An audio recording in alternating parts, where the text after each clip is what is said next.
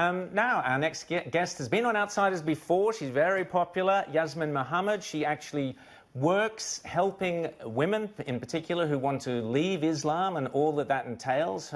Last time on Outsiders, Yasmine detailed some of the horrors that involved personally for her, as well as for other women. We're delighted to have Yasmine Mohammed, who has just written a new book, back on Outsiders. Yasmine, welcome back to Outsiders. Thank you so much for having me. It's a pleasure to be here. Excellent. Now, you've got a new book out, Unveiled, which will stick the cover up and must read. We urge people to go and absolutely read the book. But tell us a little bit about its basic thesis, which is how Western liberals, or in Australia we would say people of the left, how people of the left in the West actually empower radical Islam. How did you come to that conclusion, Yasmine?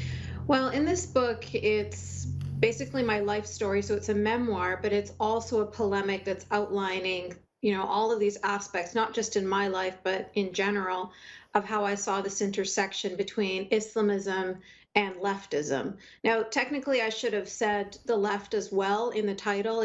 I'm not talking about general average people who believe in liberal values. I'm talking about people that are on the far left, or the cult of woke.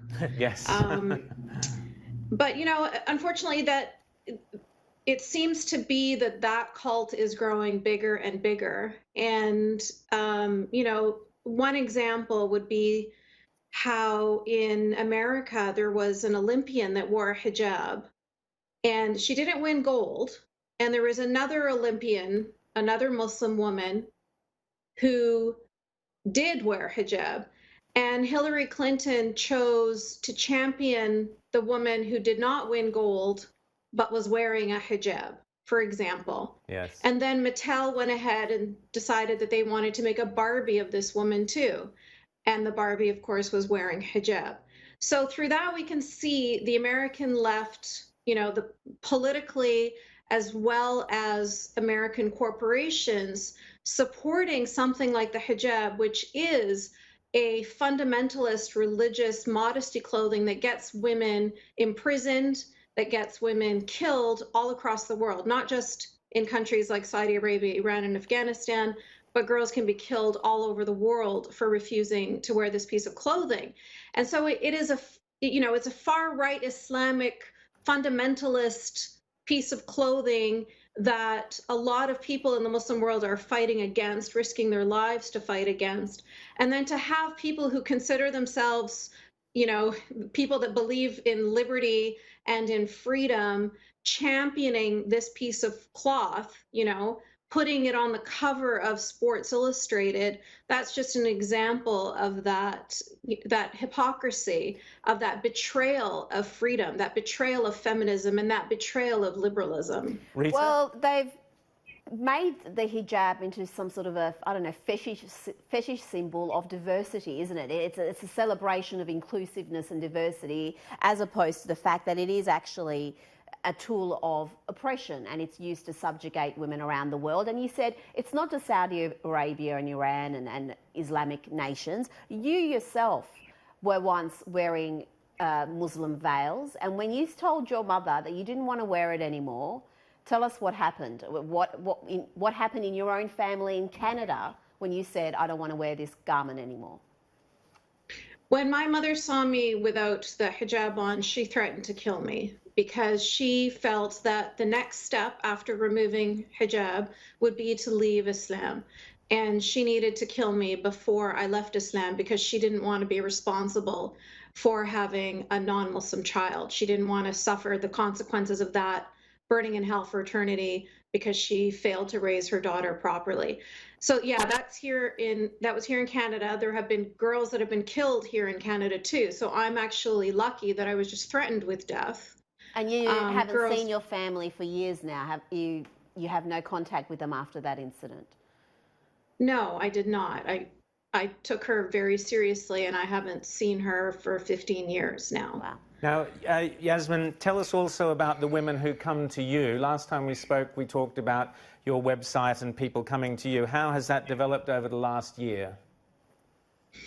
It's really been heartwarming. It's been healing. It's been fantastic to see so many women coming forward, so many women unfortunately, having to just be so brave and just to be able to choose what they want to put on their bodies, even in Western countries, people think that, you know, these kinds of things only happen over there. Over here, over there, it's equally as atrocious. But, you know, the women in the Western world, when they decide to take off their hijab, then quite often they can be supported by, you know, other people just socially. But when they're living in a Muslim majority country, that's almost impossible. They have to hide who they are and they have to lead a double life. And that's where my organization, Free Hearts, Free Minds, comes in. And we aim to just support these women, and not just women, but women and men and people from the LGBT community, anybody who's living in a Muslim majority country that could be killed for being who they are or for not wanting to believe in Islam. Those are the people that we support, and we try to get them, you know, give them the tools that they need to survive in the situation that they're stuck in. James. Yasmine, I just want to play for you a bit of a clip that came out of England this week of a woman wearing a niqab, which is a more full-face coverage even than the hijab, complaining about some remarks that Boris Johnson had made and talking about what she called Islamophobia. Can we have a look at this grab here? I want to get your reactions to this after we've played this. You just mentioned Jeremy Corbyn, and you mentioned the allegations against him and towards the members of the Labour Party with regards to anti-Semitism. Does your leader, so Boris Johnson, he likened women like me? So I can ask the audience as well that when you look at me, what do you think? You think of a letterbox, because that's exactly what he said in an article. Whether you say, however that was mentioned, he likened, just one moment, he likened me, he did say that, and he mentioned women like me who wear the burqa alongside people who wear balaclava. If you asked me right now for a legal reason to see my face, by all means, I would take this off. What's your reaction to that? I understand that this woman is, in fact, a teacher by profession. Primary school. Primary school teacher. What do you make of that sort of comment? Well, first of all, I think it's kind of hilarious that these people are going on TV and making such a big deal about Boris Johnson saying that, because the truth is that women that wear niqab are called bats, ninjas, you know, all sorts of penguins. There's all sorts of these kinds of names that are used to refer to women in niqab in the Muslim community. Within the Muslim community, right?